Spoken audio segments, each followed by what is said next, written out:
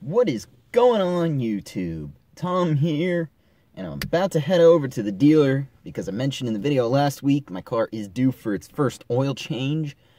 I'm a little bit nervous just because these cars have had some problems after the first oil change with piston slap, so hopefully the dealer will do this right. They won't screw it up. Just never gonna get tired of that. But that's the big one, is just make sure the proper amount of oil gets put in this car. And all goes as planned, my lots hopefully will start soon, just because this car will prove that it is able to handle itself. Engine has not destroyed itself. I don't have to get a new motor under warranty. That's the big one. But I also before I go, I just want to apologize to everybody why I haven't uploaded this past week. It's been a busy week. Welcome to the life of being a college student. Midterms were a thing, and that was a big one. So, but I will see you all when I get to the dealership. Alright, so you can see now I'm without a car, using my trusty feet to walk around. New Expeditions behind me, which actually I got to admit are pretty sharp looking. So kind of setback number one already with the dealer. So I mentioned to the guy, I said, hey, it's an 18. I just wanted to clarify that how many quarts of oil are going to go in this car? Is it going to be 8 quarts or 10? And he's like, well, the book calls for 8. I'm like, but it takes 10. He said, we're going to go off the book, and so I'm going to check with him again. But he's like, they're going to go off the book, but I believe off the top of my head it's 8. I'm like, it should be 10, though, for an 18. You realize the 18 is different from a 17, right? And we had that little back and forth, but real nice guy, luckily. I got a good guy. So, if he does good enough work, doesn't try to sell me anything I don't need, I'll definitely go through this advisor again. I usually like to do that. I'm definitely into going through same advisor multiple times. Their big problem right now, it's a long wait, and he's like, yeah, it's gonna be a 2-hour wait. I'm like, but I have an appointment. Yeah, it's still 2 hours. It'd be 3 hours without one. So looks like I'm gonna be here for a while. Luckily they have free water, and I told him, look, I like to go walk around. I don't like to sit in one spot. So he said, yeah, go ahead. But I think this is the color I would get on a future truck of mine. Changes. The problem is with the phone, the camera's not very great. I do like this gray, and I don't know how well this is going to pick it up. I think, if I'm not mistaken, this is avalanche gray. Kind of a somewhat non-metallic gray paint. This is a 2.7 EcoBoost. Which, from what I'm seeing on reviews, this is actually not as bad of a motor as I originally thought. My first thought when I saw that Ford was going to come out with a 2.7 was, that's what my Tacoma has. It's going to be way underpowered. And they want, for this one, dealer's price, they want $38,000 for it. This is 4x2 SXT. I don't know what else about it. I don't know much about 150s off the top of my head. MSRP is $37. They want $38 with the dealer installed options. Now it says demo, so I'm sure that price is negotiable. That seems like it's a little high for a demo truck. The fact that you still have it marked up on a demo.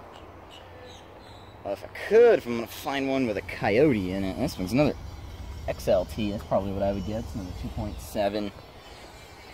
That's the thing about Ford. They don't actually put any markings anymore on the outside to let you know which motor it has. I don't even know what. This one doesn't have a sticker. But the thing is, the trucks, it's essentially, you have the option. That's another 2.7. You have the option for the Coyote V8. It's not the exact same motor as the Mustang, but it's very similar. You can still build a lot of power with it. 2.7. It looks like they might have all 2.7s. Can't see on this one. Not a bad motor, but man, I gotta have my Coyote in it. I'm sold on V8s. Here's one, finally. Coyote V8. Lariat. Only $58,000. That's a lot. That's a lot of money for a truck. 10-speed automatic, because it's essentially a 10R80. This one's the double cab F x4 off-road. Be nice. 58 grand. That is a little bit much for a truck. Well, this one's Power Stroke. It's, if I'm not mistaken, this is the diesel. Let's see here. 3.0 diesel. Yeah, 3.0 V6 turbo diesel. And yeah, that's not happening. 59,000 for this. Jesus, that's Shelby money. You're getting into borderline Shelby. The road noise is going to be awful, but that's the one people want to see. And that's even the color I was saying. I think this is the color I would get. Just going to go across this ball here. Sad part is they want 61 for this. This is a Raptor, by the way. $61,000 for a Raptor. But tell me this, like 59,000 gets you the nice Lariat over there. $2 grand more is a Raptor, and that's supposed to be this is supposed to be the ultra luxurious rare model. And that's the dealer price. 61 dealer, no markup. Like 1,500 markup. This is 47. That's just what I don't get. That price that seems a little high for these other trucks. There's a lifted one. I bet you this one's probably going to be. If anything, I bet you this lifted one is probably more. Black Widow. They even have a price on it. Okay, here it is. I swear, we're being short. Ow! Hot as hell. 75,000 for this one. So they want more for this than they want for a Raptor. That's a sad day. A Lariat is as much as a Raptor.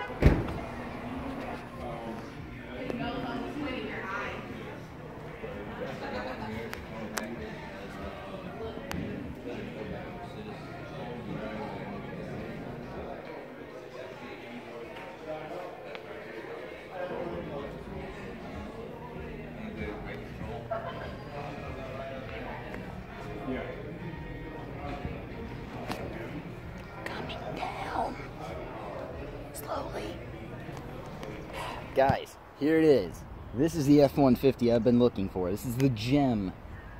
Regular cab, 8-foot bed, 5.0 with the 10-speed.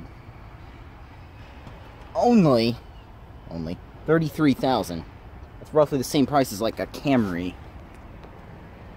But this is it. It is the XL, so it is the work truck. If I were going to get one, this would be it. Why, you ask? Why would I get a base model?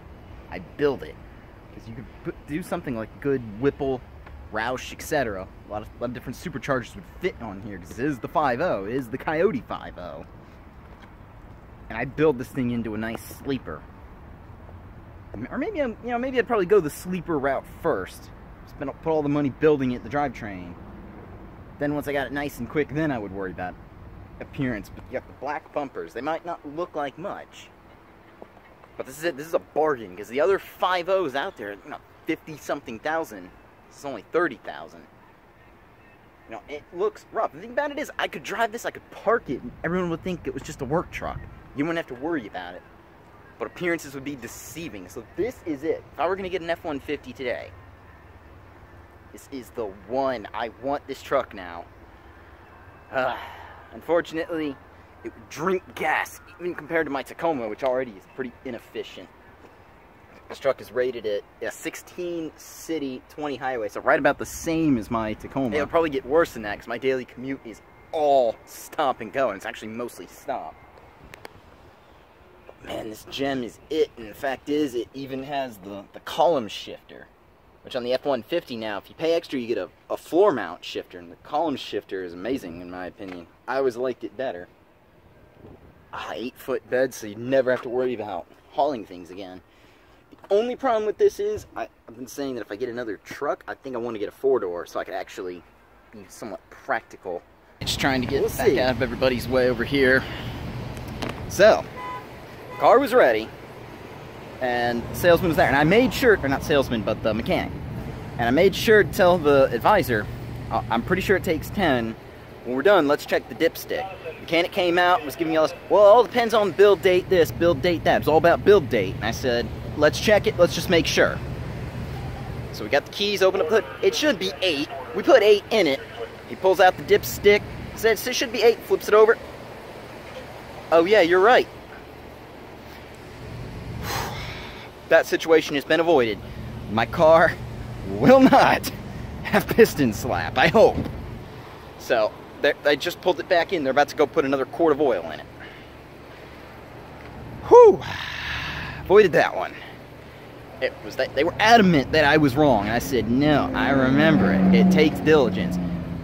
I'm so glad about that. And the problem is, that is the big situation with this car. It is, you need to make sure it does get the proper amount of oil. So hopefully, they'll put the right amount of oil in. This car will run. And I'm about to head over to the body shop as soon as this is done. And I'm going to get the quote for that one scratch. And hopefully, maybe they won't even have to completely repaint it. But we'll see what the body shop says. Luckily, the good news about this first oil change, it was free.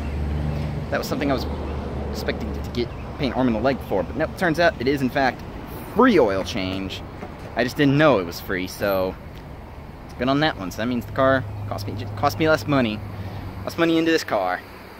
More money for car parts. Anyway, I guess I'm going to go ahead and end this video here. The car will be back in just a minute. And let me know in the comment section below what you all think about that.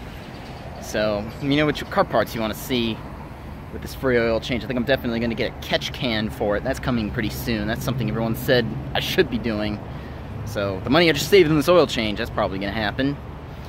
But anyway, if you like this video, go ahead and leave a thumbs up. If you are stopping in for the first time, go ahead and subscribe, because content for that Mustang is definitely coming. Got Cars and Coffee coming up tomorrow. So look out for that video next week. And of course I got another couple of videos planned. But anyway, take care, have a good day.